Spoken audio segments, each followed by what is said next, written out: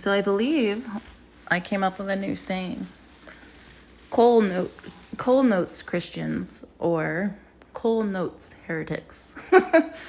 I bet someone already came up with it, but I just got in a conversation with a Calvinist lordshipper who tried to tell me that I am stupid for not believing that Galatians 3, verse 23, means that we are pre-chosen before we believe.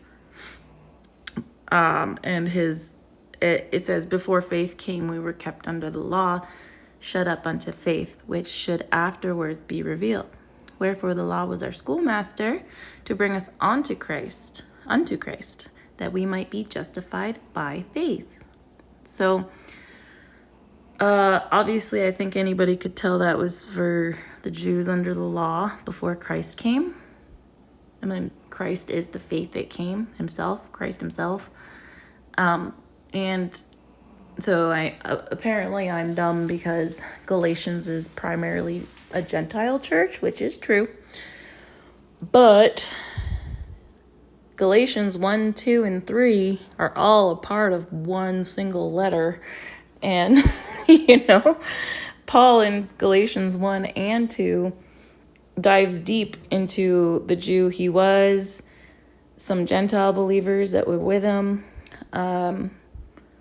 the law of Moses, not being, that it was only to point to Christ.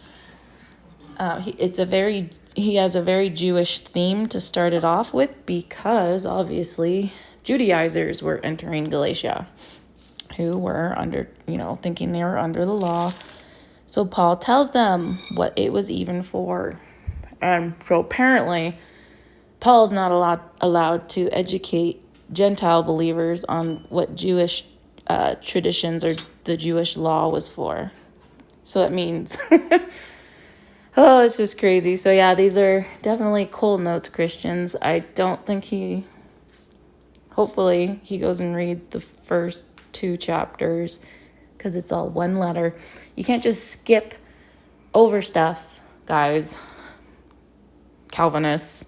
You have to actually read it, especially with Paul. Paul is like a snowball when he writes. He starts off, he has a plot or he has a narrative, and he goes and he builds off it. And as you're reading Paul's letters, he builds more and more because when you read Paul's letters, your understanding grows.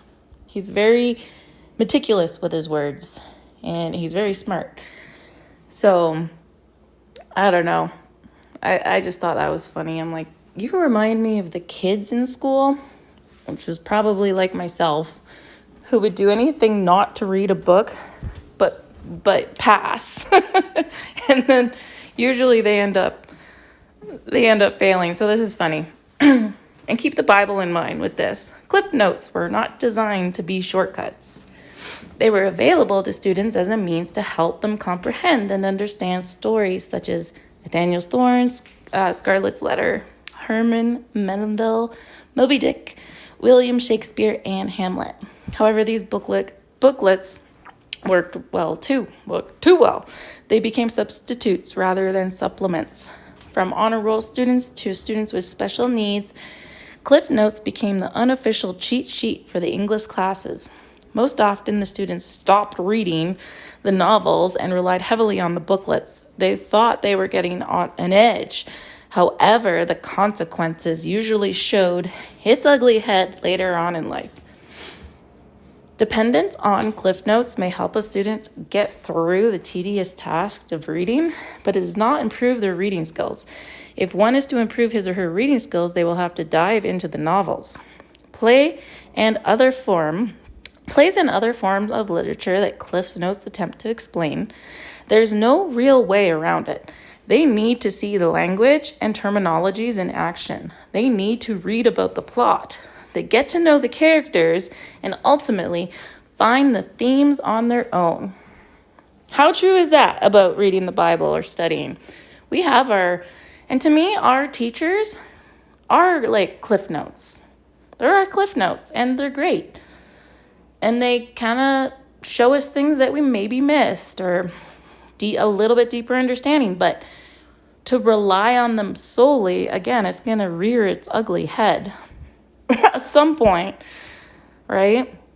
And we need to get to know the plot, the characters, and the themes on our own of the Bible, which is, I don't know, it's just really, I think that every conversation I have with a Lord Shipper or Calvinist, I'm like, do you even know what the writer is saying? Like, it's pretty sad, actually. But anyway, I just thought that was kind of a interesting comparison. I'm sure I'm not the first one to make it, but just kind of popped in my head. God bless, guys.